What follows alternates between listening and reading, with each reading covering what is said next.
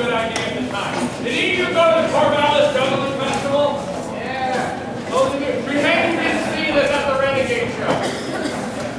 But it wasn't by us. This awesome guy, he gave her this idea. We worked with it on it, and we made it more crazy. So we haven't seen last year. We're like, oh, this is a good experience. We can sing a song about how awesome we are. But then we got maybe to be a sing-along, because you're all awesome too.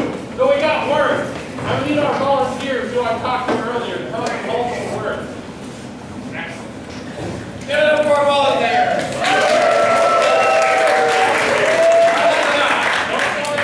Okay. There's going to be a chorus. What's the chorus? Okay, you're the chorus. You're the chorus. You're going to be first. The chorus. Move on. And you're first too. Go to the bathroom. Reverse it. Chorus. First one. Oh, juggling words. Okay. And now, because this is a circus show, we're going to make it more difficult.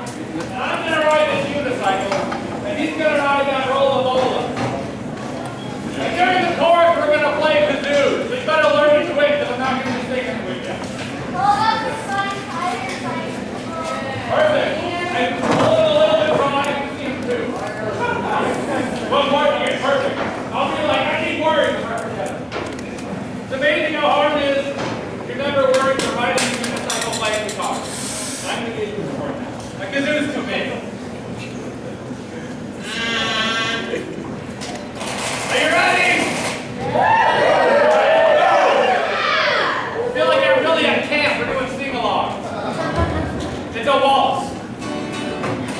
So feel free to waltz if you want to waltz. You have to sing too. Ready? Oh Lord, it's hard to be humble when you're perfect in every way. Can't wait to look in the mirror, 'cause I get better looking each day. To know me is to love me. I must be a hell of a man. Oh Lord, it's hard to be humble, but I'm doing the best that I can.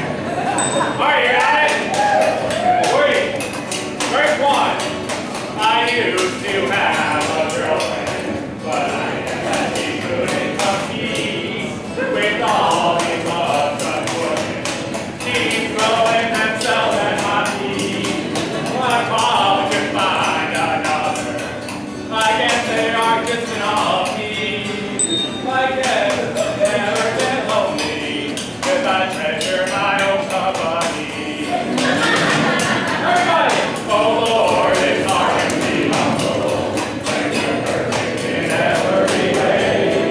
I hate to look in the mirror, 'cause I get better looking each day.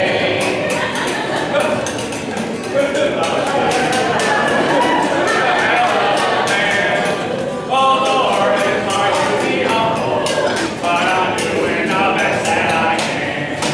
My part of the guitar, where is it? Okay, verse 3. Get tired. Here we go. I guess you can say I'm all over. I'm a cowboy out on the big crowd. Oh, I'm good and I want to press my water. Hold on, straight up. I guess you can say I'm all over. I'm a cowboy out on the big crowd. Oh, I'm good and I want to press my water.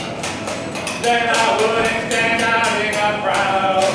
Some folks, I'm saying I can hell, I don't even know what that means.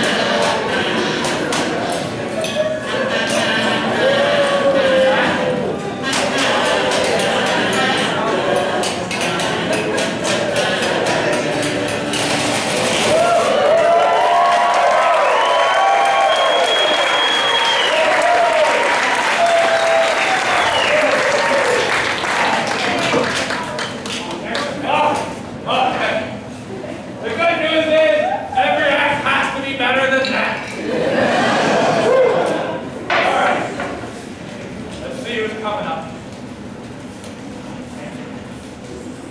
Oh, awesome. Okay, this one definitely is. All right, I'd like to introduce a man. He's from Bellingham, Washington. Now he's from the Vulcan. Other people from the Vulcan here? They do something down there. He lived the last year at the Flow Toys as an artist in residence, which might mean he glows in the dark now. And he'll be kicking funky jams in the fire circle later. You know him, you love him, Richard Hartnell.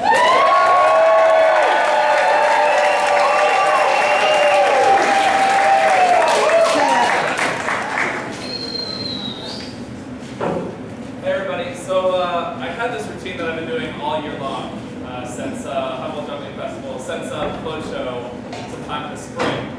And I was going to do it tonight, and a lot of my friends in the Bay Area said, well, you've seen this routine like 8 or 9 times. What else have you got?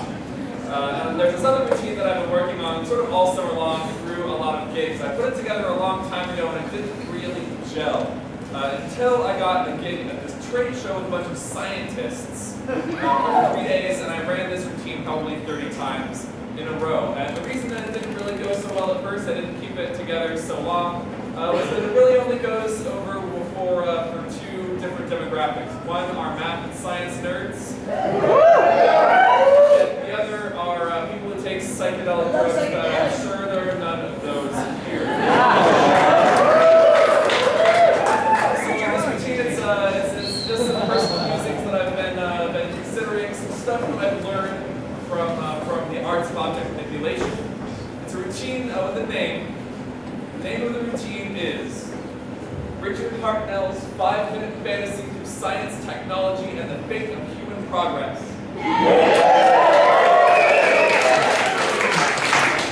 As told in multi-ball contact. It's a bit of a mouthful. It's also a handful. You'll see what I mean by that in a second. And like many routines, it's also a story. Like all stories, it begins at the beginning. One.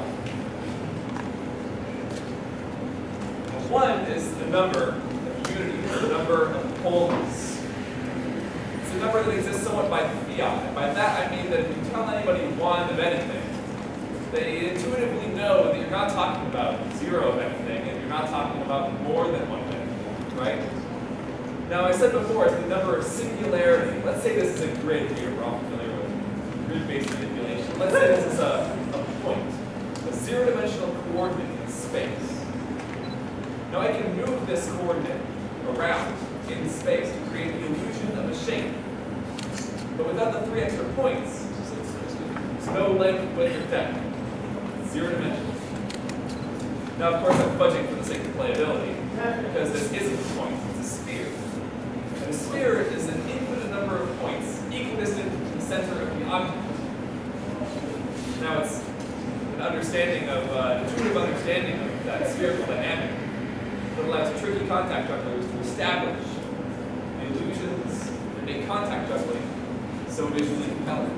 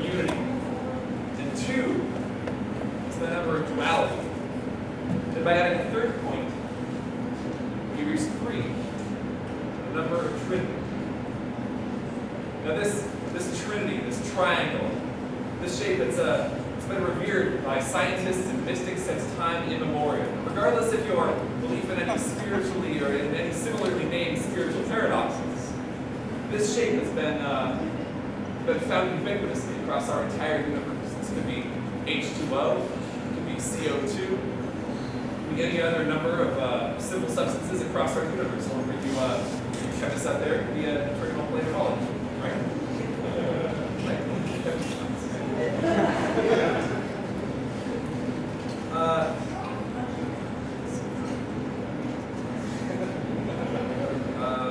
All right, so the same way that we took two identical zero-dimensional points in space, place them parallel to each other to create a line.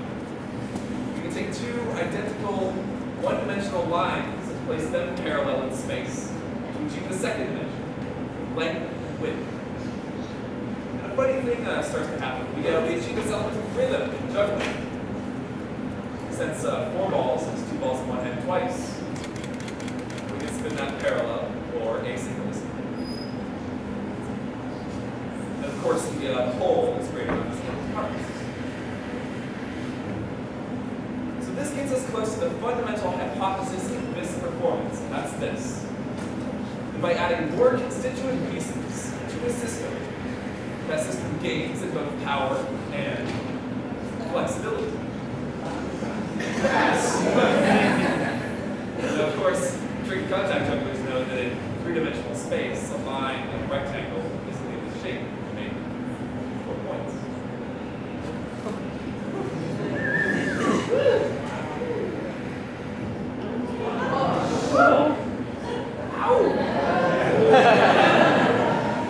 So let's press on. If we add 2 more pieces to the system, the same thing happens as happened with 4 balls. After all, if 4 balls is 2 balls in one hand twice, 6 is 3 balls in one hand twice, which we can spin again in parallel or asynchronously. And again, that element of rhythm improves, where the tricks that we can do on the floor plane with 4, we can now do on the wall plane with 6. Yeah. And of course, once again.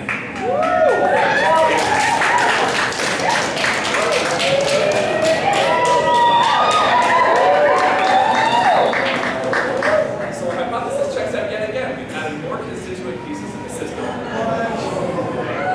It's gained in power and flexibility. We have more shapes we can create, more dynamics we can explore.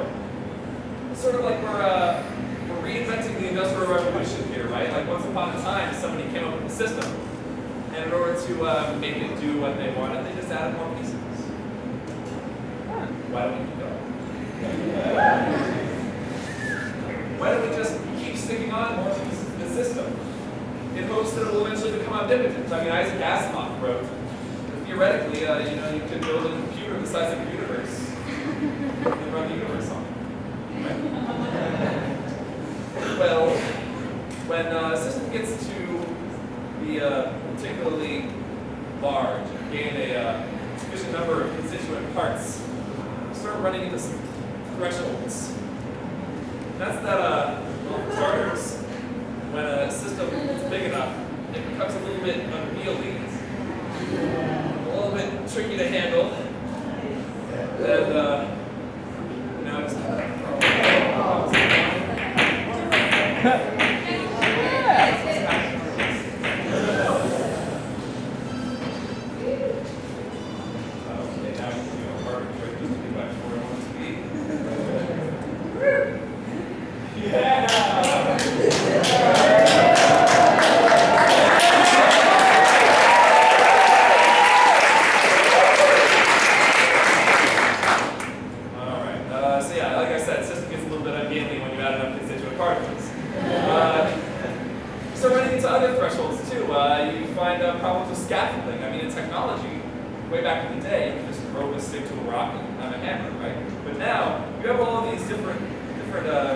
systems, these really contrived technologies. Now you have to build a factory just to build the parts for a different factory. You're building just to build your iPod or your Xbox or your satellite or whatever it is.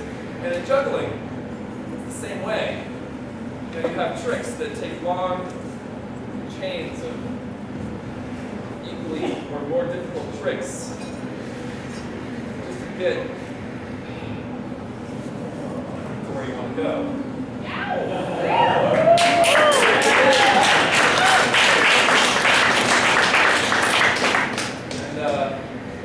The ultimate threshold comes when create a system, build, but can't really figure out how to take it apart again. And you're stuck. There's nothing you can do with it. Your only limit is your stamina, but I mean, entropy always wins, right? Like all things. This too shall pass. So what you can do is hold out with the system you've got for as long as you can until you have to face the inevitable consequences, the explosion or the meltdown or spill.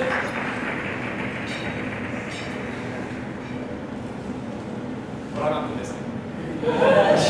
I don't think that as a species, as technology continues to grow at its pace, get away from us, that we're necessarily destined to poison ourselves or radiate ourselves or blow ourselves up. Here's why. Because in general, just like in science, practice begins mastery. The impossible tricks of yesterday are the simple tricks of today. Through that mastery and cultivation of the right perspective, hard to handle system can be transformed to one that's a little bit more manageable. Maybe even a system that makes the old ones look barbaric by comparison.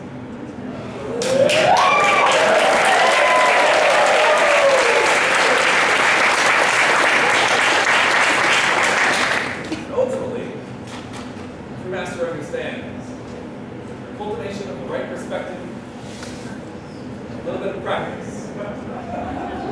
Every system can ultimately be deconstructed into its constituent pieces. No problems whatsoever.